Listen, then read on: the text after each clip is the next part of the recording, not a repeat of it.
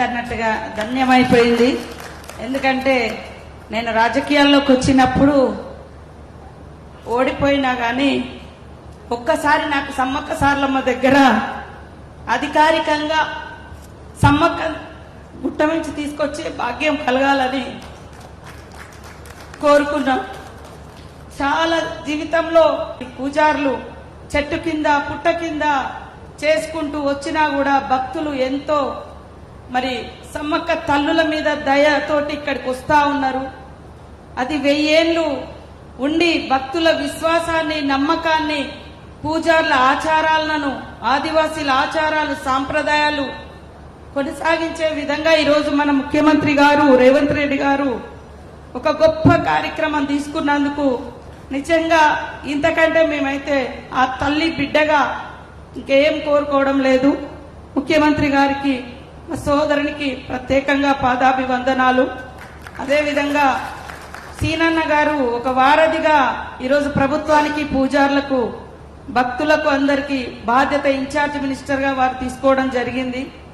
చాలా సంతోషం. ఈ కార్యక్రమాన్ని పూర్తి చేస్తాడనే నమ్మకం ముఖ్యమంత్రి గారి మీద, మంత్రి మన ఇన్ఛార్జ్ మంత్రి పొంగులేటి సీనన్న మీద, అదేవిధంగా మాకు ఎప్పటికీ తోబుట్టులా సహకరిస్తున్నటువంటి సురేఖక్క ఎండోమెంట్ మినిస్టర్గా, అదేవిధంగా మా గిరిజన శాఖ మంత్రి అడ్లూరి లక్ష్మణన్న గారు, మా బలరామన్న గారు, కావ్య గారు, ఇతర అధికారులు, మా పెద్ద పూజారి, చిన్న పూజారులు, 4 గోత్రాల పూజారులు, దేవతల వడ్డలు, మరి ఎమ్మెల్యేలు, ఎంపీలు, ఎమ్మెల్సీలు, ఇక్కడికి వచ్చిన ప్రజాప్రతినిధులు, అధికారులకు అందరికీ కూడా హృదయపూర్వక ధన్యవాదాలు. నేను ఎప్పుడు ఇదొక్కటే కోరుకున్నా, ఎప్పుడైనా ఒక్కసారి సమ్మక్కను అధికారికంగా తీసుకురావాలి అని కోరుకున్నా. ఎందుకంటే మన సాంప్రదాయాలు, మన విశ్వాసాలు మన అక్కడ నెలకొల్పాలి. అది చేసే అవకాశం నాకు ఈరోజు మరి రేవంత్ రెడ్డి గారి ప్రభుత్వంలో నాకు ఈ అవకాశం వచ్చింది. ముఖ్యమంత్రి గారు కూడా స్వతహాగా వారు ఎమ్మెల్యేగా ఉన్నప్పుడు, ఎంపీగా ఉన్నప్పుడు, అదేవిధంగా పిసిసి అధ్యక్షుడిగా మరి పాదయాత్రకు ఇక్కడ నుంచి నేను ఇక్కడ నుంచి చేస్తా అన్నప్పుడు కూడా నాకు చాలా భయం అనిపించింది. ఏమైతుందో ఏమో, ఎట్లయితుందో, అధికారం ఏమైతుందో, ఎందుకంటే అధికారానికి వచ్చే ముందు ఇక్కడ నుంచి చేపడుతున్న యాత్ర అని. కానీ ఆ రోజు ఒకటే అనుకున్నా, సకల జనులు ఆదివాసీ బిడ్డలు మా తల్లులైన సకల జనుల కోరికలు తీర్చే కొంగు బంగారం లాగా మరి రోజు రోజుకు పెరుగుతుంది. కాబట్టి సకల జనుల దీవెనలు మన రేవంత్ రెడ్డి గారి మీద ఉంటది.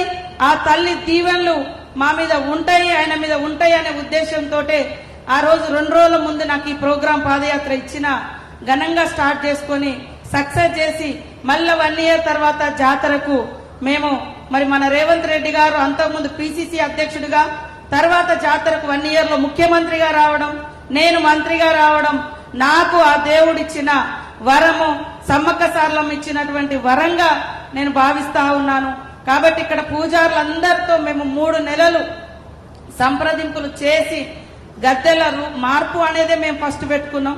కానీ తర్వాత డిజైన్స్ ఇవన్నీ సెంటిమెంట్ మూలము, మట్టితో ఉన్న మూలం, ఎన్ని కట్టడాలు వచ్చినా అక్కడ దేవుడు ప్రతిష్ఠింప ఏదైతే గద్దెల మీదకి వస్తుందో ఆ గద్దెలు మట్టి గద్దెలే ఉంటాయి ఇప్పటికి కూడా.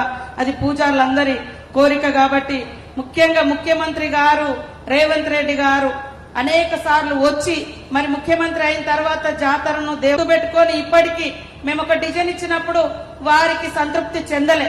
నేనే వస్తా పండి అక్కడికి అని అన్నారు.